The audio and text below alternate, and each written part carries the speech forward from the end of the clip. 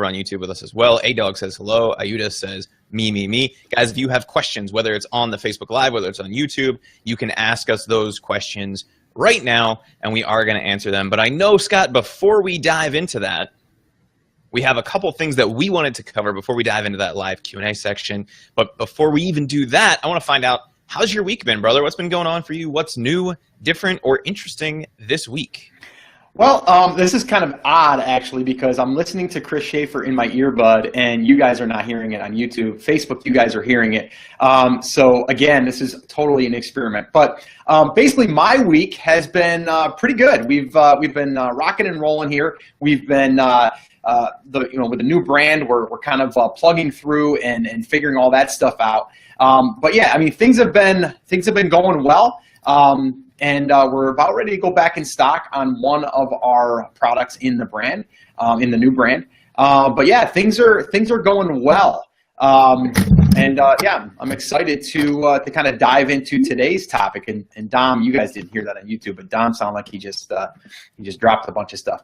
All right, so Chris, I'm not quite sure how I'm going to do this. YouTube, if you guys have questions, post them in the chat, or you can always head over to Facebook, and we are live over there as well with Chris Shaffer and Dom Sugar.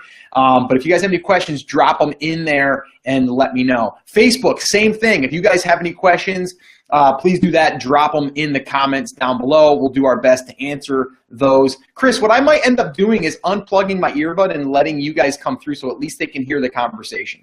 So that's why I said I was curious if you were going to set that up the same way we used to do Periscope, because I know we managed to figure that out at some point. And we will get that for you guys here in just a few minutes. Michelle Fink Handy says, hi, I couldn't stay on last night. I got too sleepy. Michelle, you should have a link to the replay so you can catch whatever you missed already. For those of you guys who weren't on with us last night, we did our first workshop for the first time in about 2 months. And we covered the 5 phases of finding, sourcing, launching, and expanding your products inside of Amazon. So for those of you who are on Facebook with us, the people that can actually hear the sound of my voice, at least in theory right now, can you guys do us a favor? First, if you know somebody that might benefit from this, share that over to them on Facebook, share it to a page, share it to a group, share it wherever you want to share it. Second, if you can hear us, let us know by either leaving a comment, giving us a thumbs up, a Mr. Yuck, a smiley face, any of those kinds of things. Let us know that we're not just standing here talking to ourselves. While I'm waiting on that, Dom, what's been going on with you this week, brother? Same old as always hectic, lots to do. Man, I wish I just had private label stuff I could do. I could just sit here and relax a little bit. But yeah, a lot of private label stuff, winding up for a fourth quarter, new ASINs, SKUs ready for the open brand, for other brands, doing some 1K stuff, being in there, helping out there. There's a lot of questions and stuff, so that's taking care of that. That's going crazy up there. People are blowing up 1K every day with postings of new sales, so that's been pretty amazing.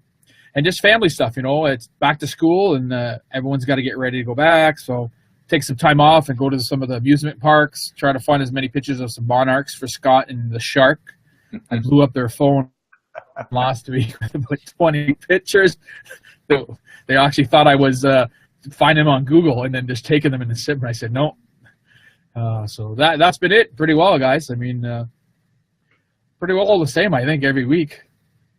You guys? Cool. Yeah, no, I mean, again, Chris, I know we could probably go on about what's going on in our week, but I really do want to just hit the highlights, and I want to get into some questions. So let's go ahead and rock and roll. So I think the big thing that happened this week, you guys have heard us talking a lot about the new brand that we launched back at the end of April, and you've heard some of the pros, like not being able to keep anything in stock, and some of the cons, like having 9 versions of the same listing get created and duplicated and closed and opened by Amazon. This week was one of those not as fun weeks. We have a product that Amazon has been shipping incorrectly, and we've been trying for a little while now to get that actually corrected inside of Amazon. And they actually shut the listing down this week. And Scott, I think you're probably aware of this, if not, because I know you and I didn't actually talk about it. they shut the listing down because of the number of returns, right? They were actually damaging the product in the way that they packaged it. And we had, a slower sales week the last 2 weeks, and we got a handful of returns. This is something that we get asked about inside Private Label Classroom, inside TAS. Oh, hey, they flagged me for, a disproportionate number of returns. And it really is just kind of an automatic thing. We had already put in a service ticket with Amazon to let them know that they were basically their fault because they were shipping products in a package that they should not have been shipping it in. Right. That's happened. That's odd that you're saying that, Chris, because that just happened to one of my things, one of our, not in the Oprah brand, like yesterday, lost it. I'm like, so weird. But maybe I don't know what's going on. I mean, what's the return rate? 4%. I think ours was like 4.2. Yeah, they'll definitely do that if you get above just that certain threshold.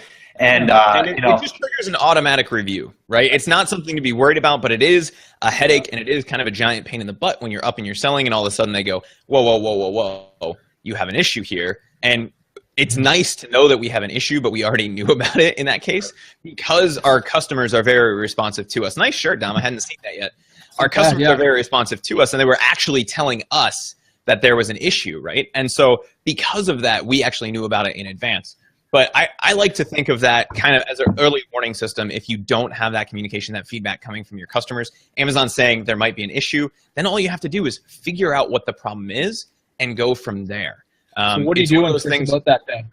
Because I haven't I basically said it's their fault. My freight forwarder inspects it. We know it's not us. It's them shipping it from their warehouse to our customer that's crushing them. So I haven't talked to FBA because it just happened yesterday. I'm sure did I stop you before you got to that point? Because it's never happened. It's never happened to us before, so we don't, out of all our brands. Yeah, they asked us to give them fulfillment instructions. I'm trying to remember the exact language. I'm going to see if I can look it up here. But they asked us basically to give them packing instructions to see if they could avoid that. Yeah, a bubble wrap work. I mean, come on. Okay, we'll keep in touch about that because I definitely want to see all that. If anybody out there knows if they've had the issue too, let us know on the. Right, either on YouTube or on Facebook, if they've had the same similar and what they've done to rectify. It's one of our top selling items too, and it sucked. Like we knew right away two-set was up because our sales dropped by like 30 units. Like, what is going on? And we looked, we're like, oh, come on. And then of course everyone, including my wife's like screaming at me, "What'd you do?" I didn't do anything. Oh man. That's cool. So that was a little interesting piece. Allie, send us an email to support at The Amazing Seller. Let us know the size and your address, and we'll go from there.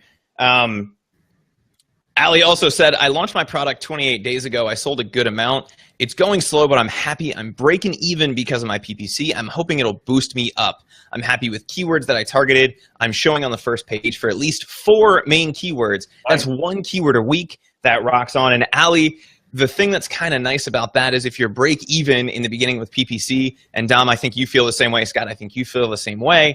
If you're break even in the beginning, that's fine because then you can start to optimize. You can see what's costing you money, you can see what's making you money, and you can go from there. I was going to say break even is actually good. We're willing to lose money with PPC because of the distraction. Again, because we've talked about it 100 times on here. We're not giving away lots of product. And then with the funnel system that you guys are doing, you're giving your product away at 50% off, not 90%. So you have that margin.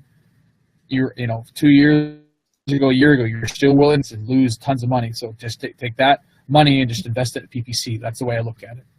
And I don't know if that's good for everybody, but that's you're never going to get 25%, 33% ACOS right away. Impossible. If you do, well, good product. Well, let me just chime in there really quickly, and what I think we're talking about here is like in the beginning when you're launching a product, are you okay with losing money? And most people don't want to lose money. Who wants to lose money in business, right? No one wants to lose money. But, and I just said this this morning, I think it was to, I forget who it was. Maybe I was even talking through my email. I don't know. But I basically was talking about like when you open a brick and mortar business, you're always figuring on when you open the doors for a grand opening, you are going to be doing a grand opening sale of some kind just to get awareness to your place of business. And it's the same idea. We just actually interviewed again Jason, who actually was on episode 386, I believe, owns a Fortune 500 company, helps them run their Amazon side of things. And they are still in the mindset of losing money in the initial launch phase to drive sales through Amazon to get ranked, period. Like, so it still is the same exact thing. It's just you have to be willing to understand that. And it's a mindset shift that in the beginning, you're not looking at, I sold something for $1, I made $1, I'm going to put $1 in my pocket. Like, that's just not what we're doing here. What we're doing is we need to get ourselves in the algorithm, in Amazon's search. So this way here we can start to rank our product, we can start to get sales, and that's going to require some money to do that. And that's your advertising budget. You know, you should be allocating at least 100 units in the beginning, and sometimes many more if you are in a competitive space. So it's just going to depend on that. We usually allow at least 100, but generally even probably double that. So it's really important that you understand that. So if you're thinking to yourself, my ACOS isn't where it needs to be, like when people are already trying to dial in the ACOS so it's profitable in the first 2 weeks, not the right mindset. Like ACOS doesn't even matter at that point to me. What matters to me is, am I getting clicks? Am I getting sales? And I'm okay with that. My ACOS might be 150, you know, it's okay. You know, what was it organically because of the sales I drove through the pay-per-click. You know, a good friend of ours who actually is doing this in a competitive space, and he's spending upwards of $150 to $200 a day, but he's ranking now on page 2 and sometimes 1, and from there, you know, he's able to sell units. And the last I checked, it was like 20 units a day, but he's spending $150, $200 a day to get those sales. But that's what it's going to take to rank for that competitive market and that competitive space. Chris, there's something you wanted to say there? I seen you kind of. Bill says, breaking even. I could tell you stories that would make you cry about getting on page 1. And Bill, you're doing okay. Don't worry too much about it. You're doing okay now, right? And that's kind of the thing, right? We hear about all of these things, and like Amazon is one of those businesses where, like, if you're selling stuff online, Amazon lets you kind of skip a lot of the stuff that you'd struggle with and you'd go through. Like, you don't have to do a $10,000 grand opening. You don't have to do a lot of those kinds of things. You can start a business and start selling on Amazon with significantly less money than what most people would spend just to launch a brick and mortar style business, right? And so it's one of those things that we often forget. So I love hearing about that. Megan Scott wanted to share her big win of the week. She says, my big win of the week is getting back in stock and seeing organic sales before I even got into Seller Central to turn on PPC. So Megan, yes, that is fantastic news. And I'm absolutely That's good news. Glad to see that. Good. Cool. And Megan, I just want to give her a shout out. She is someone that helped us put together the North Carolina meetup. So I wanted to give her a little shout out, a little love there. So thank you, Megan, and congratulations on being back in stock. And Megan, what episode were you again on the podcast? We can give a shout out to that episode because it was a good episode, and we did a little coaching call during that session, if I recall. So people might want to go check that one out. So Megan, if you can, type that in the little chat box there. Let us know that. What else you got, Chris? Scott, we got a whole bunch of questions on the YouTube channel. Guys on Facebook, there's more of you watching, but you are slacking on the questions. So make sure you ask us all of those questions. I'm going to grab a few from the YouTube feed here, Scott, if that's cool with you. Shlomo wants to know, how many units do you send in for your first order? And we typically say, Scott, between 500 and 1,000. You can send in less than that. The problem is if you send in less than that and you get momentum, right, yeah, which is a great problem to have, you run out of stock very quickly, and then you have to try to figure out how to get back in stock, and you potentially lose that momentum. You are generally safe with 500 or 1,000 units on that first order, unless something happens like happened with the second most recent product that we launched in the new brand, where we just can't keep the thing in stock. A couple of those products have happened in the open brand. But again, that's a great problem to have because you're selling well more than that 10 a day. You're at 15, 20, 25 a day, and you're just trying to play catch up. That's fine, but you always want to try to set yourself up for success. And that's why I say 500 to 1,000. Scott, I think you're on the same page there. Dom, are you kind of in that similar ballpark with the exception of maybe a quick test? Yeah. What do you mean? Sorry. Can you hear me? Oh. Yeah. Oh, my mic's falling over here. All right, move on. Next, Tom Renfrew is sharing their biggest win. Tom's got to get a little quicker on the response. We got time here. Come on. My biggest win is that my team was able to turn a potential item with lack of visibility. We redid the whole picture optimization. We did a launch, and now we're on the first page. That's awesome. He said that's all done within 10 days. Wow. So Renfrew, let us know what kind of volume change you saw in that 10 days as well. That is an awesome win. Thank you for sharing. Let's see. Johannes says, I'm from Germany, and I just wanted to say thank you for the invaluable content you're providing, Scott. He's hanging out with us on YouTube. He says, I hope you get to see this message. Keep up the good work. I see it. Thank you. Chris Lutz is hanging out with us on YouTube as well. He said, my wife and I have been listening to the podcast for about a month with some great information so far.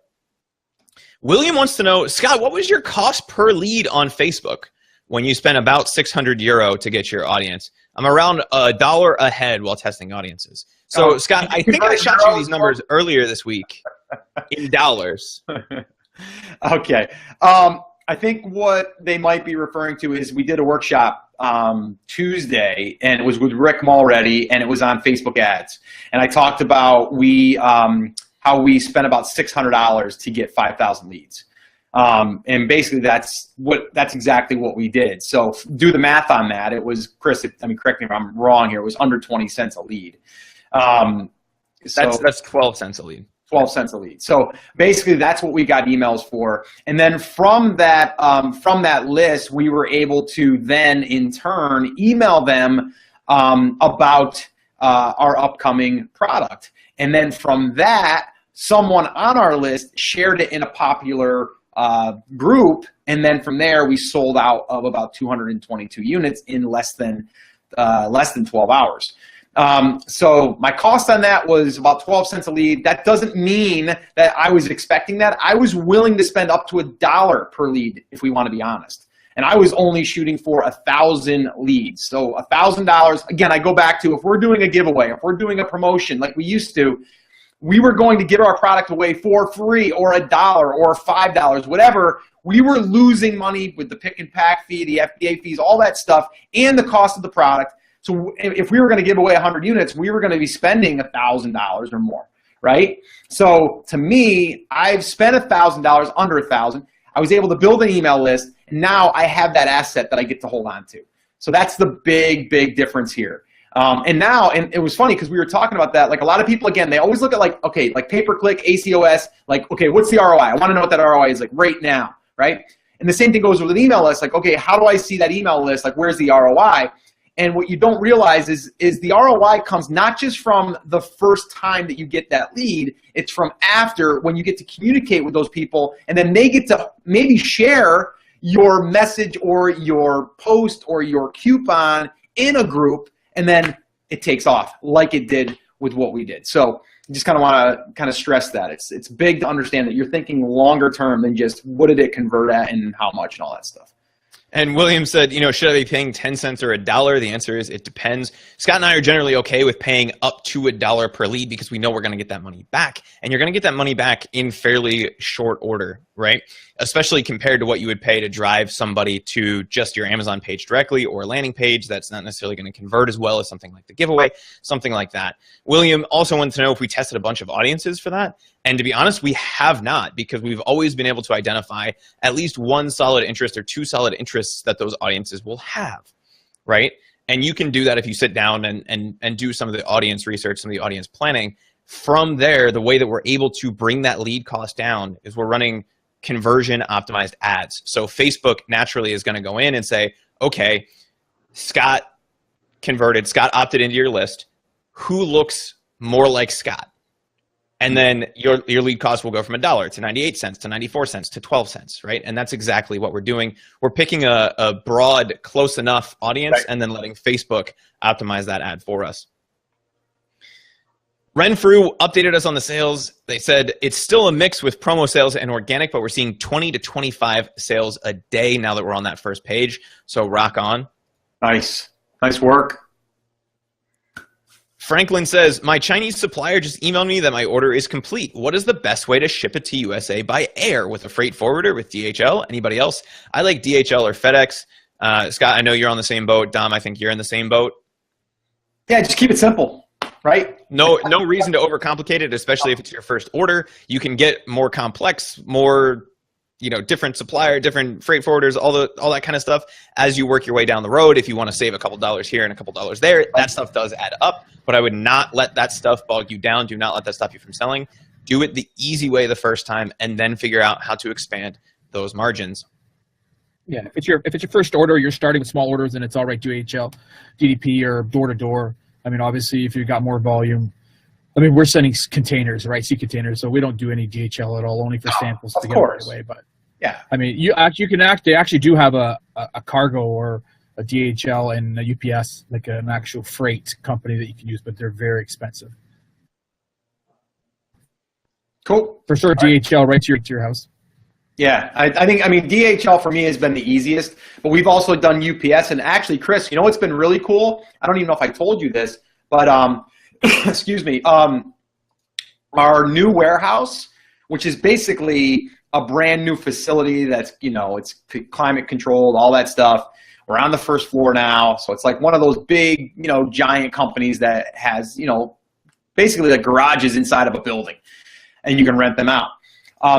Our UPS driver now, or our loads, our orders, they automatically go to our warehouse, they unload them, they get a key from the front desk, they unload them for us inside there. I don't ever have to even touch it to that point.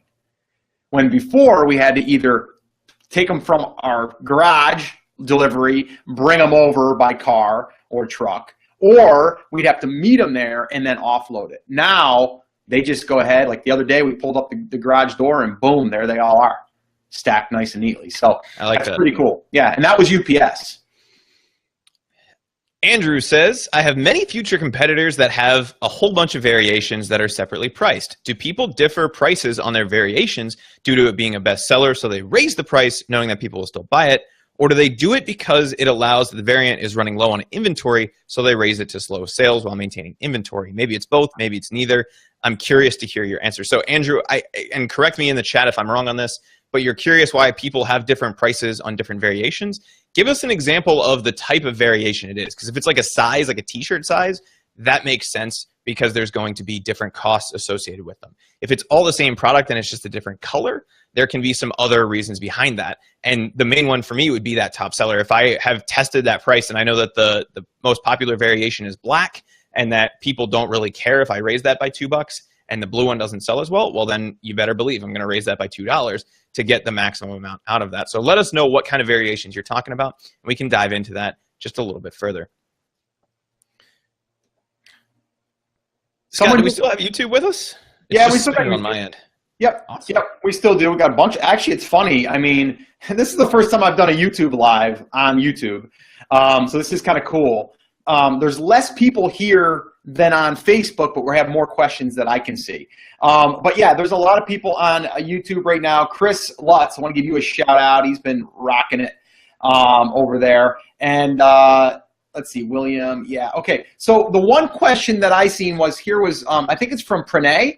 And says, Scott, should I focus on brand or open brand? It's a good question.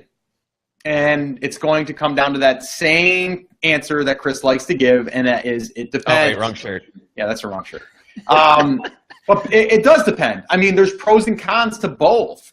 I think, and Dom could probably, kind of agree with this or disagree with it. I think he's going to agree. But basically, he has brands that are specific to products, and the only thing that he can sell they have to be aligned inside of that brand, right?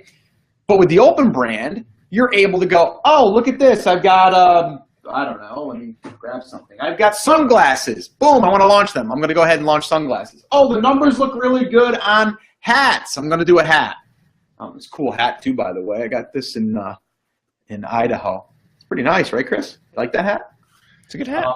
Yeah, it's pretty cool. Are you going to turn into Dom and just switch caps for every question? Yeah, exactly. Okay, I got another one. What if I had I had iPhone lenses that I wanted to sell? I could do those in the open brand, right? So I'm not necessarily restricted on what I can launch because it's an open brand, right? And that's kind of what we found. Like Dom being able to say, hey, Scott, there's something really cool here. We could go ahead and plug it in and see what happens. We can come to them with an idea and go, hey, we just seen this one product. We think it would be good. We've already run the numbers. It looks good. Let's go ahead and order 500 and see what happens. Boom, we plug it in, right? That's the beauty of doing that.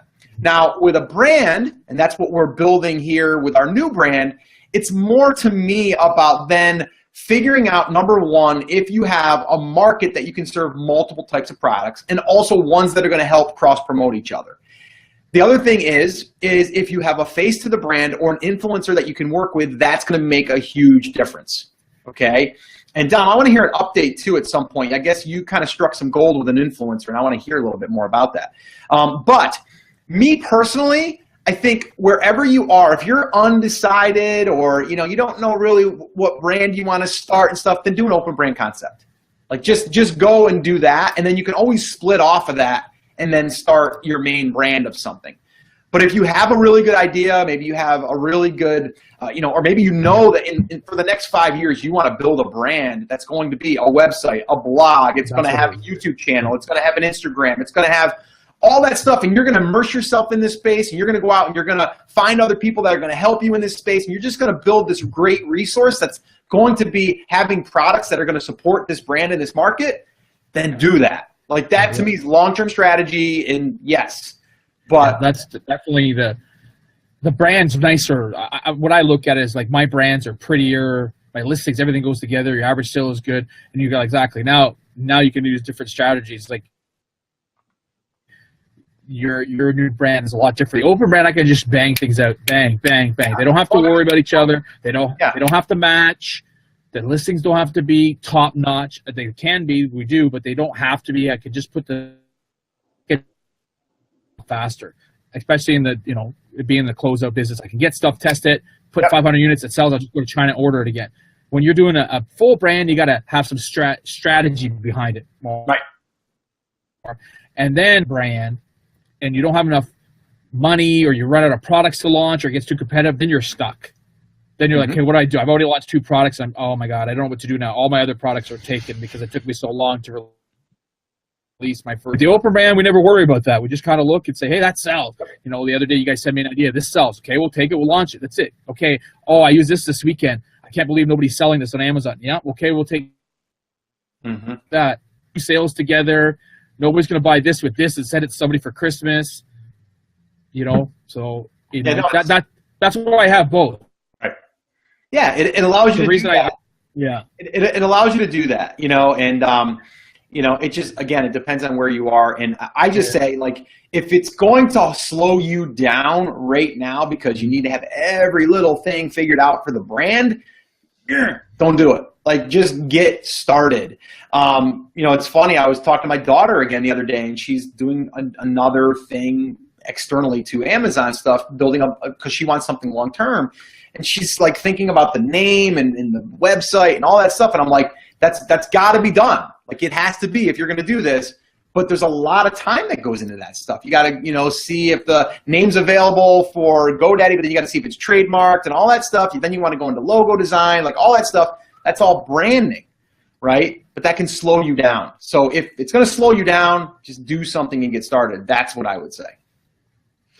Renfrew dropped a knowledge bomb. He said, I agree with Scott. Brand building will get you more of a compound effect, but an open brand is more nimble and flexible. And I know, Scott, anytime we talk about like the open brand versus a brand, people get confused. So there's 2 examples that I like to throw out for people. I think everybody, at least in the US, will understand what these are. Great Value, which is the Amazon private, or the Walmart private label brand, right? They have napkins, shampoo, paper towels, frozen vegetables, anything that you can buy, napkin holders, right? Like anything that you can buy in Walmart, they have a generic version of. That's not a cohesive brand. That's an open brand, right? They're not trying to scale that out to, have a brand identity and have people really identify with it. It's just there because they know those products sell. The other one in that same exact vein would be Kirkland's, which is Costco's private label brand. Right. It's an open brand. Any product in Costco that sells, they will try to private label under Kirkland's, and they will go from there, right? So now, go ahead. I was just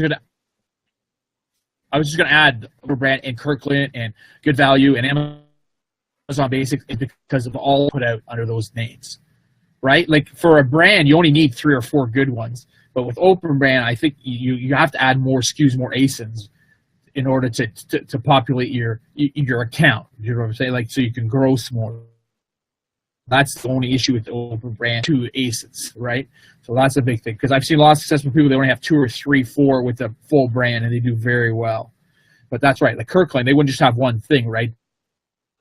They wouldn't just have Kurtz. Now, I'm not saying you have to release 100 private label, open brand products, but that's how it works, right? The more product you can release under your open brand, the easier it will become.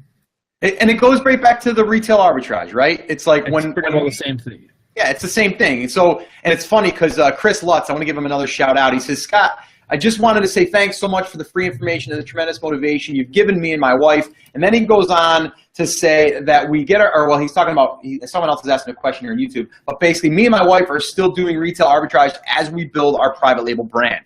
So I want to also give a shout out to Mike Curry. Last name is Curry, right? Yeah, Mike Curry. Yeah, Curry, yep. Doing an awesome job in the retail arb. He's part of our 1K fast track. And he's crushing it, right? But now he's graduating to private label, and I think, if I'm not mistaken, last night he became part of our private label classroom.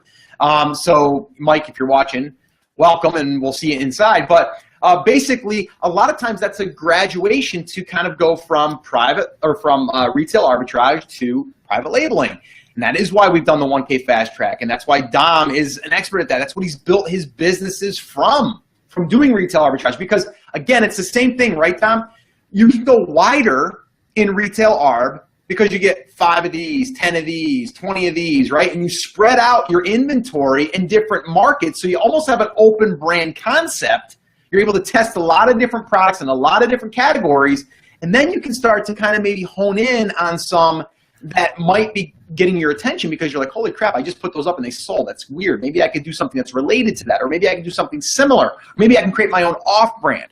And then that's how it can graduate. And you can start to get some sales coming in the door and start building out that account. So I'll just put a little shameless plug in here.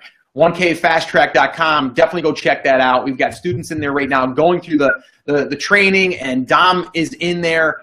In the Facebook group, but then also he's in there doing the training along with myself and Chris Shaffer, and it's already there. It's kind of like it's a self-paced course, but you kind of go through, and it's really action-orientated. So it's like you get in there, you take action, and we do a pre-challenge, and in the pre-challenge, our goal is to get you to at least $200 in 7 days, but a lot of times it's 500, 1,000, which is pretty awesome. So just wanted to throw that out there. But yeah, I just want to say Chris is doing the same exact thing. He's starting, Chris Lutz that is, not Chris Shaffer. But Chris is basically doing the same thing, him and his wife. So congrats on that. I also want to give a shout out to his wife, because a husband-wife team is really, really awesome if you can do that. Because you need that support. And he wanted us to know that while he's hanging out with us, she's out doing the work. She's doing some retail arb right now. Nice. Speaking of retail arb, we got a question here from Brett. He said, could a crazy couponer do retail arb? And I want to get Dom's opinion on this, but to me, that's a perfect personality for retail arb. 1, you know where the deals are. 2, you're getting 900 gallons of Tide for free. That's definitely something you can turn around and sell on Amazon, right? So if you can find some of those kinds of deals, that really ups your margin in the retail arb game, at least from where I sit. Dom, I wanted to get your opinion on that as well. Yeah, you know what? I envy that when that show came out. We can't do that in Canada because they only restrict you to 1 coupon per person.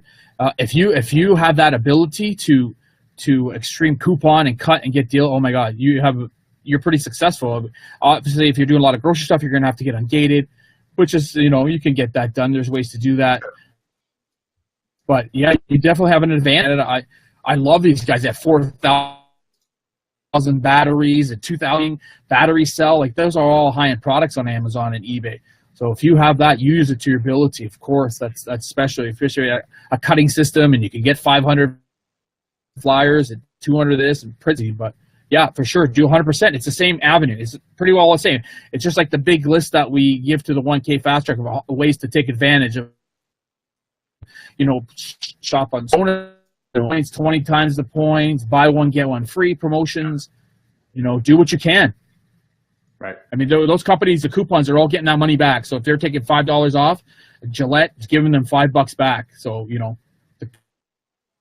and the store's not getting hit on it. And honestly, I want to say too, anyone that's just thinking about dabbling, like right now is the time, because you can preload the inventory in Amazon with some retail ARP stuff, and then you can sell it out in fourth quarter. I mean, we're getting to that point where if you have that stuff in by November 1st, there's a good chance you're going to offload it.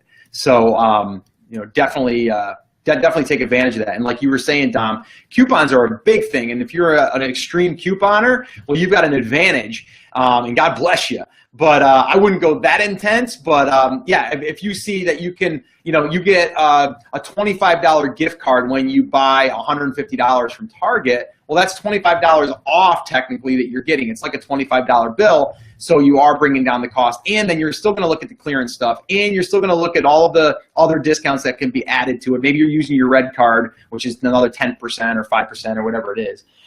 So you kind of stack and compound those coupons to bring it down, and then that's margin for you. So yeah, that's pretty cool stuff. But all right, Chris, what else we got? We got any other quick questions? We got 2 quick questions. One, are you guys collecting sales tax in all states? I will say no to this because I'm not required to collect sales tax in all states. I am, however, collecting sales tax, 1, where I have a nexus, and 2, where my accountant tells me to collect sales tax. And the reason for that is the laws are very bizarre. There's some changes going on right now inside of the US with that. I would talk to your friendly neighborhood accountant, and if you guys are selling on Amazon and you are not using TaxJar, I would highly suggest looking into that. Scott, I believe you're the same way. You're kind of collecting where your accountant and where TaxJar tell you to collect. Yep. And Dom, I believe you're doing kind of the same thing, right? You're not collecting in all 50 states because not all 50 states, 1, have sales tax, or 2, require you to, so there's no reason to do that. Yep. Go to taxjar.com and learn all about it. We also have a question here. It says headline search versus AMS. AMS is not an ad type. Headline search is, so those 2 things aren't comparable.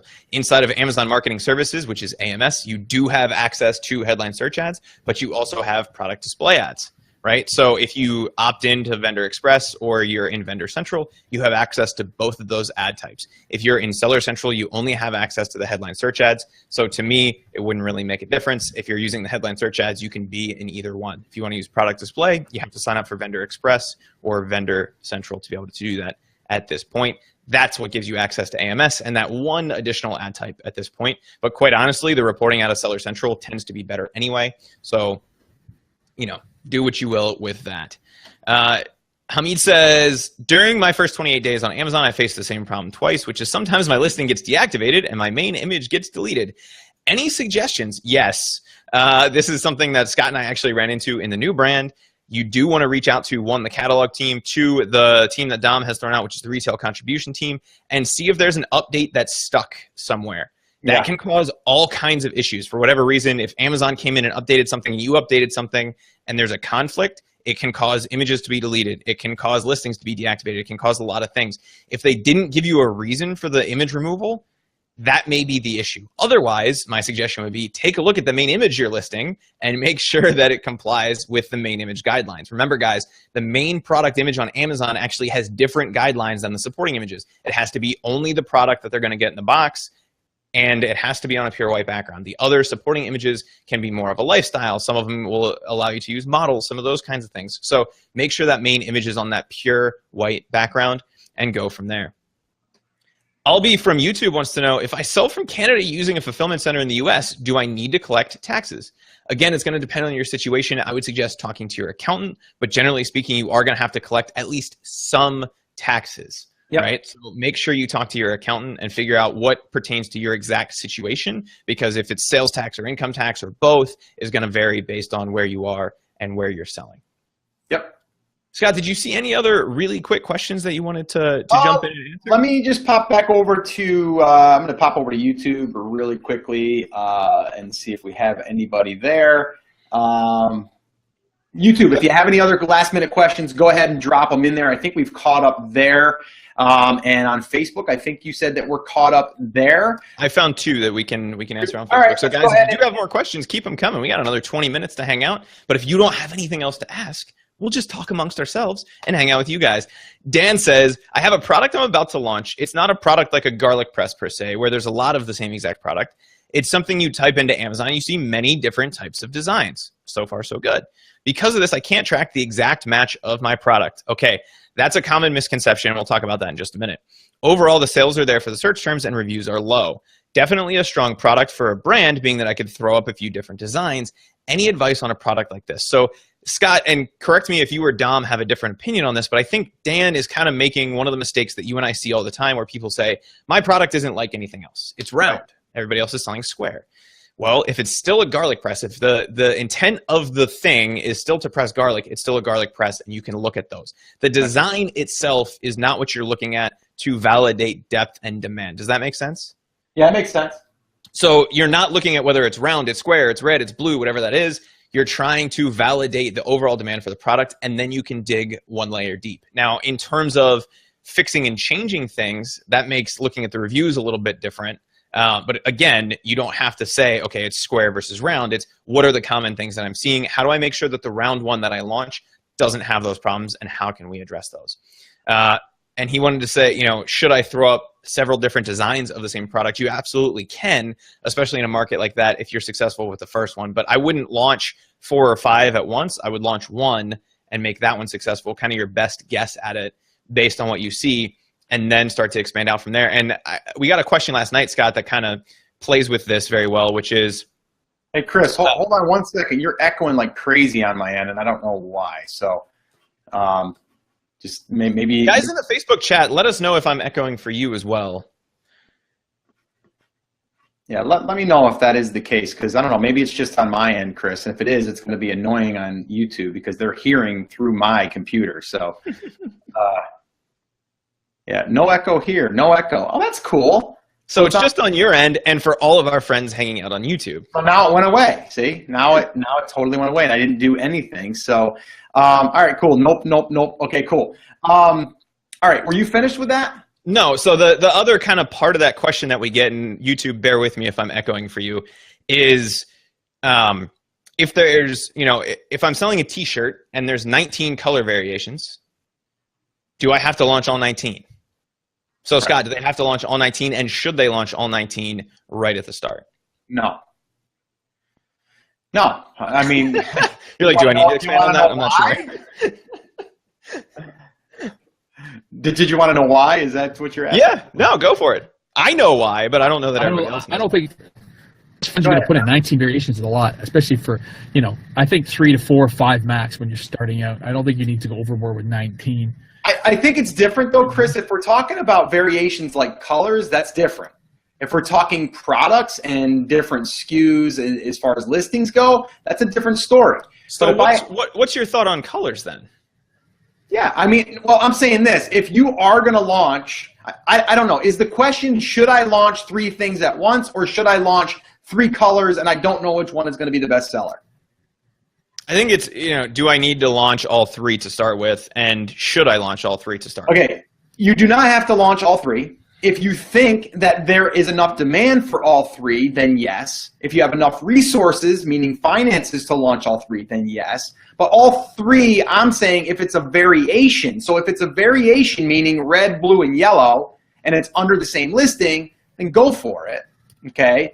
But if you're only doing that because you're guessing that they might want yellow, I would see which one is selling the most right now, and I would start with that one. If it's black, it's going to be black. All right, and then the red one might sell half of what the black does, but it will still be nice to have because I'll pick up some additional sales, right? But now if we're talking about we're going to have 2 different products, one's a garlic press and one's a lemon press, well, I'm not going to launch both of them at once because I want to take all my energy and launch the one product and then maybe wait, I mean, as much as a week or 2, and then launch the next one. It generally doesn't happen that close. For us in the new brand, it did, and that was kind of just by accident because everything kind of came in together and we didn't plan that. It wasn't supposed to, but it did. And then we did, and we really, I think we could have did better on one of the launches if we didn't have to kind of hold back on pushing it, but we did. So I would say try to stagger them out at least a week to 2 weeks apart. So that's my long-winded answer for that. And for me, you know, the too long didn't read short form answer to that is launch the one that you're going to be most successful with. Right? Follow the 80-20 rule. If somebody's selling 20 variations, a handful of those, 1, 2, or 3, is probably making 60, 70, 80% of the sales. Focus on those. And then if you want to launch fuchsia, go for it. Megan said, I have a question. What's the best way to send a product to an influencer? I reached out to a bunch. They said yes and sent me their address. Should I buy it myself? No. And send it to their address? I don't want to go back and say, oh, you could actually do it yourself with this coupon. Well, first of all, you can't give them free with a coupon anymore. It's 99% off, so they'd have to pay to do that. But the easy way to do that would be with a fulfillment order out of the back end of Amazon. That's the quote-unquote correct way to do it. It'll cost you a few bucks, but you can get the product right out to them. You can get them whatever shipping time you want, from 1 day up to like the no rush 7 to 10 day business type shipping. So that's how I would do it. It's very easy to do. You just go into your inventory tab, select the product, and click that actions drop down and select fulfillment order. Chris, that's a good point, because some people don't realize that you have inventory inside of Amazon. It's sitting there. You don't have to just sell it through Amazon to fulfill through Amazon. Correct. Okay, so understand this. If I want to send Chris one of my products, I can. I'm going to pay for it. Woohoo! Okay? But I'm not going to pay the Amazon advertising fee, or whatever they call the listing fee. I'm going to pay the pick and pack because they're doing that, but I'm not going to pay the other fees. And it's my inventory, so I can do whatever I want with it. If I sell something on eBay, all I need is the address, and then I can ship it to those people. If I sell something on Etsy, I can ship it to those people. Like, I can ship it to whoever I want with my inventory. So if you are going to do that, Megan, then like Chris said, software that'll help you too, Scott, and Chris, Joe Lister. Yep, Joe Lister. I haven't played with it, so I haven't really felt like I want to talk much about it, but I know some people have, and I think you've played around with it. That's, again. But I guess from what I'm hearing, and again, I'm not an affiliate for them or anything, but basically what it does is if you get an order through eBay, it connects through the API into Amazon, and then it will fulfill your order for you. Correct. Which is pretty slick. But if you want to do it the long form way, and if you just wanted to throw some of your products on eBay, and then if they sell, you just go ahead and you just get their mailing address, which you're going to have. Go over into your seller's account in your dashboard. You're going to create an order, and you're going to fulfill it through Amazon. That's it.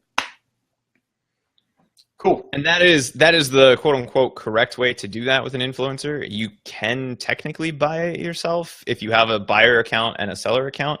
Amazon doesn't let you add your own products to cart.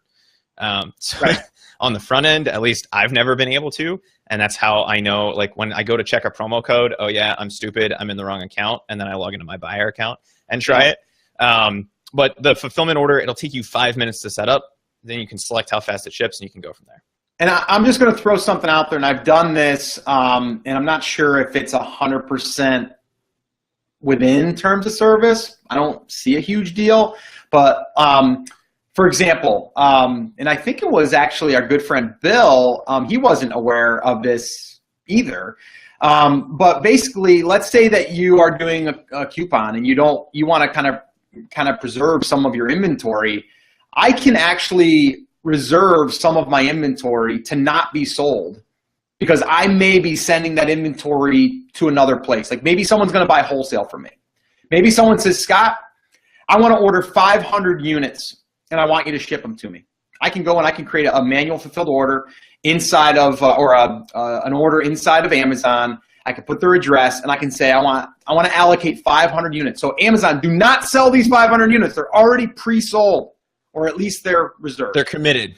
They're committed, okay? And I can put that to hold for up to 2 weeks. Last I checked, it was 2 weeks, up to 2 weeks. Now, that inventory is not available, so I might have 1,000 units, but 500 are locked up. So if I ran a coupon, and that coupon ran wild, and I discounted it more than I should have, which you're not supposed to do that anymore, don't do that, then I would only be selling out what I was allowing them to sell, okay? Then, once that would expire, I could go, you know what? I'm going to release those 500 units back into my everyday inventory. So, just want to throw that out there, Chris. Yeah, no, that's a great little tip. Let's see. We had a great question over on YouTube, and I'm trying to find it. Where did it go? Peace Treaty wants to know, how do you deal with a hijacker?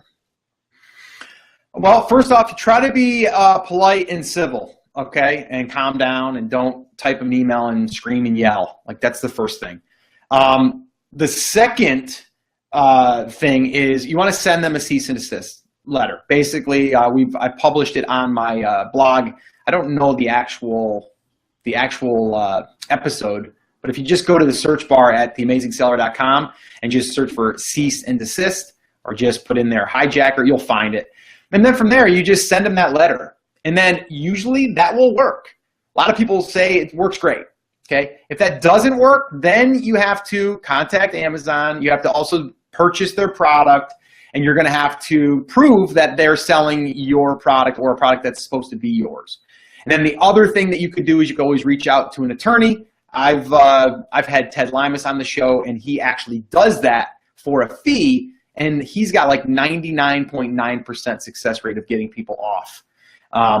And at that point, if your listing is hijacked and you're losing sales every single day, and you have a good selling product, that could be thousands of dollars a day. So that might be worth you hiring an attorney to just take care of it for you, right? But the other thing is that's why trademarking is becoming really, really important, because when we get brand registered now with a 2.0 program, we have a trademark that's supposed to, we don't know 100%, but that's supposed to lock things down a little bit more securely, so you won't have your listing as easily exposed for a hijacker. The one thing Ted had told me, though, was hijackers look for easy prey, in a sense, right? So if you don't have maybe your product with your branding on it in a picture, they'll attack that, because that's easy, right? It's just generic. Okay, how are you going to prove that that's your product? So that's number one. You want to definitely put your markings on the product, have that in your image. But then the other thing is just having everything else done that you can that's up to par. You know what I mean? Like within your listing. Part of that is having your trademark. And if you're already trademarked in the 1.0, you are trademarked, so you do have a little bit of an edge. You aren't going to lock your listing down, but you'll at least have a little bit of an edge when you contact them. So that would be another barrier. But then from there, you would want to do the 2.0, which is your trademark. Sounds good. Peace Treaty says, thanks, my friend. Charles from Dallas is hanging out with us on Facebook Live. He said, so hang on a second. If I run a promotion and manually fulfill by shipping it to the customer, can the customer still leave me a review? So, Charles, there's a couple things that I want to unpack there. First, if you're running a promo on Amazon, you're not manually fulfilling it. Those were two kind of different things. Amazon would still fulfill that for you, so you wouldn't have that worry. The time that you're going to manually fulfill it is if you're like sending it to an influencer, right? Or you're selling on eBay, you're selling on Shopify. That's when you would use that fulfillment order. You're not generally going to do that for a promo.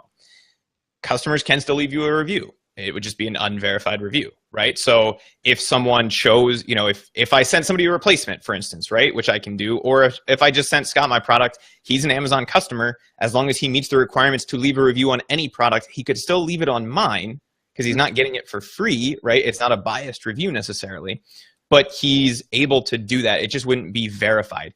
And Scott, we always get questions asked, verified versus unverified. To me, it doesn't matter. Just get the review.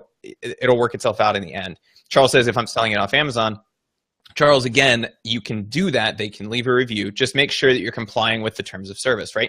You are not sending them that product in exchange for a review, right? No different than giving a discount on Amazon. As long as that's not the expectation, you should be okay there. And they would be able to leave a review, because you're able to leave a review even if you haven't purchased the product directly through Amazon, at least as of right now. Yeah.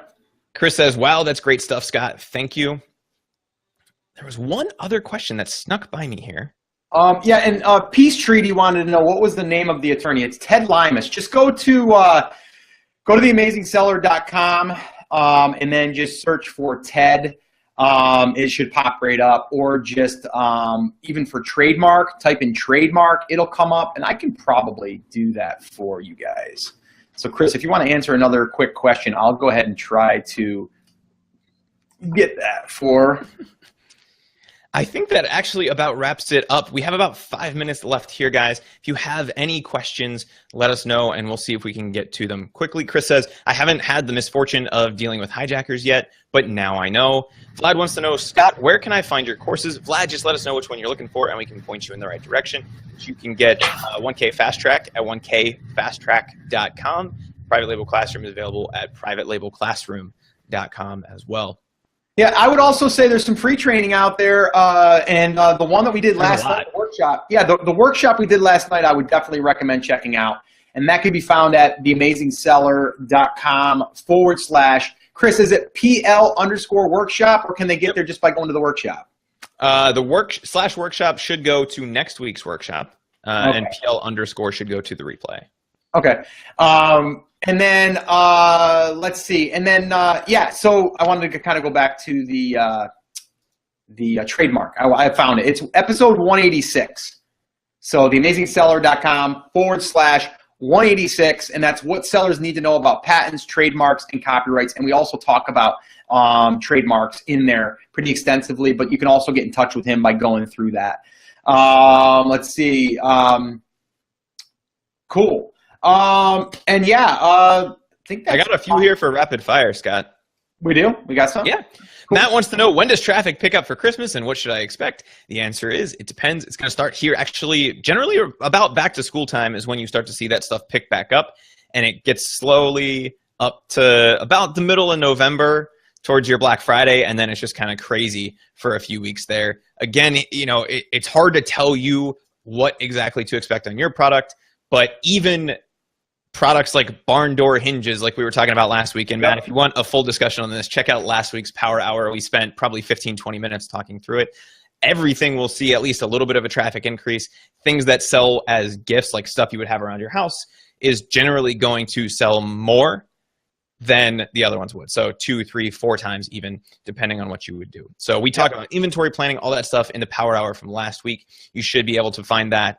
Scott, that is on the YouTube channel, correct? And then it's also inside of the TAS Facebook group and on the Facebook page. If you guys like the page, all you have to do is go to the videos section and you'll see last week's video there. Charles wants to know, Scott, are you planning on going to Seller Summit next year? Yeah, actually, I just spoke to Steve Chu. And I believe I'll be invited back to speak again, which is always exciting. I would hope so. You filled that room. No, I'm just kidding. Yeah, right. We're just laughing because Scott and Steve spoke against each other, and it was Steve's conference, and Scott had a bigger crowd. So yeah, and it's yeah, so it's definitely, and I think they've already announced the dates. I think it's a little bit earlier than last. But yeah, definitely going to be doing it. I'm also going to be doing the meetup while I'm there, and I'll be talking more about the event a little bit closer, or I'm sorry, a little bit further out this time too, to give people a little bit more notice. But yeah, plan on definitely being there. And Charles, you were there. I remember you. We had a great conversation, and you're always there. So yeah, I look forward to seeing you there. And as you know, it's a great event and a lot of great people. And Steve always tries to raise the bar for the next year. So this will be the 3rd year. And actually, I just had Tony on the podcast. She's on my list today. Yeah, and she was actually, let me see here. I want to see something real quick. She was Wednesday's episode 396, and that was how Tony went from 0 to 25K with one product with not a big expensive launch.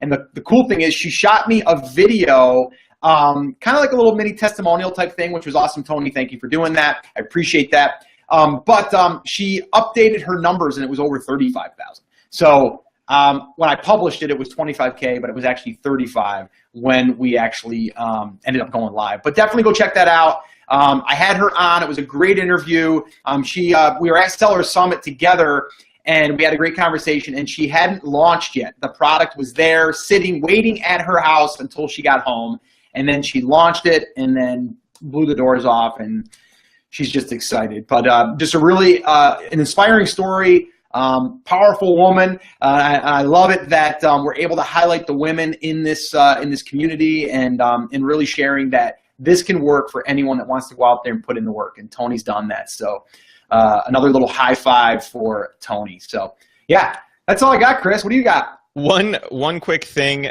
This is now the 2nd time this has happened to me, but I let her know this morning. I actually saw someone with her product in the wild this morning. Wow. So real live people actually buy our stuff on Amazon. That's cool. Right? And I laughed at I had to shoot her a text. I know it's happened in the past. Our buddy Jamie's product, I saw somebody using and went, oh my God, somebody buys our actual stuff, right? Because we see these numbers every day, and we see, 30, 40, 50, 100 people buy the thing. But it's not like a cell phone where everyone has it in their hand, right? And you're walking around and you see it and you go, hey, wait a minute, that's mine. Right. I make that thing, right? It's kind of cool. It was a little moment this morning that made me laugh. And so I thought, Scott, you would appreciate that story as well, because it's not every day that you get to see your stuff in the wild, in people's actual hands, and you get to kind of make that connection. So that was kind of cool. Cool. Dom, what do you got left? What do you want to wrap people up with? What's on your mind? What's up for the weekend? And I know you're a busy guy. I do know one thing. You're down in weight again, so that's always something to celebrate. Every week it's a little bit more and a little bit more. And you know, Dom, I was thinking, I mean, here publicly we'll talk about this really quickly, but I was thinking about that the other day. I'm like, I got to have Dom on, and we just got to do an interview on that whole process of how the mindset switched there a little bit. We altered the lifestyle, and then we just altered that a little bit, and then that also goes into like other people that are in this space that feel like, I don't have time for that because my health is going to go to heck, but I'm going to have a successful business. And that's not really good either. And I think it'd be really interesting to kind of dive through some of the hurdles that you went through that we were able to overcome, and now look at you now, and I think you feel better, you look better, I think you got more energy. So I think, which is scary, by the way. Yeah, that is scary because Dom already had enough energy. So Dom, why don't you wrap up with some parting thoughts for the week? Yeah, it's been quite a journey, and obviously, you know, you've been there right along the side with me for the last 5-6 months. So that's been awesome, and you know, Chris to a point too, a little bit here and there with some encouragement. So that's good. For the 1K fast track, that's our, you know, that's our main goal right now. We'll work with everybody there, make sure they're all pumping stuff out, you know, get all the product lists and things. So I'm really happy with that. I'm glad they're actually, you know, joined the course and actually, you know, going through with something. Again, that's everyone's dilemma in life, right? It's a gym syndrome. You sign up for something, yeah, and you should never go use it. So I'm hoping, you know, people can encourage other people in there, you know, guys like Mike Curry and Syed that are in the group that are doing big numbers already after only a few months. It's pretty encouraging. And every time I see somebody post their one thing, they hear the cha-ching from eBay, they're all excited. So that was great. So yeah, everybody that watch, keep putting your posts up there, and we'll be on there answering all your questions and stuff. As far as personally wise, you know, it's you know, a couple things in there. It's my brother-in-law's stag this weekend, so I think Saturday and Sunday that's trying to eat clean. It's gonna be interesting trying to eat clean the whole weekend. So I guess I'm gonna have to go to the store and buy a bunch of salads and put them in the fridge. So You'll do it. Yeah, we'll do it. Awesome. Cool, man. So all right, yeah, so and I wanna just say something here, Dom. The other day I was talking to our good friend Bill, and he goes, I gotta hurry up and get going because Dom's gonna pass me here pretty soon. Charles said the same thing. Yeah, in weight. So yeah. Oh yeah, Charles says Dom is making me look bad. I need to get on his diet.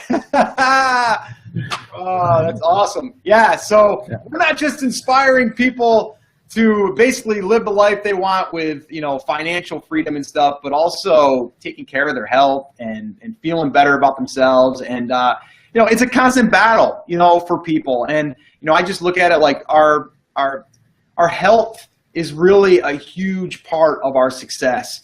And it was funny, I had my good friend JB Glossinger on the podcast, which hasn't aired yet. It's going to air pretty soon, so look out for that one. That one's going to be killer. That guy is fire. Yeah, he's fire, right? And he told me, I said, what's your #1 tip for someone that wants to be successful in business? And he said, #1, start with their health. If they get on a health kick, I'm telling you, anytime that I ever get in a funk, I always tell myself to get back to exercise and diet, and I always get myself back on track that way. So it's like a mind switch. So yeah, definitely. But anyway, yeah. So Dom, you've got some people that are getting started now because they don't want you to pass you.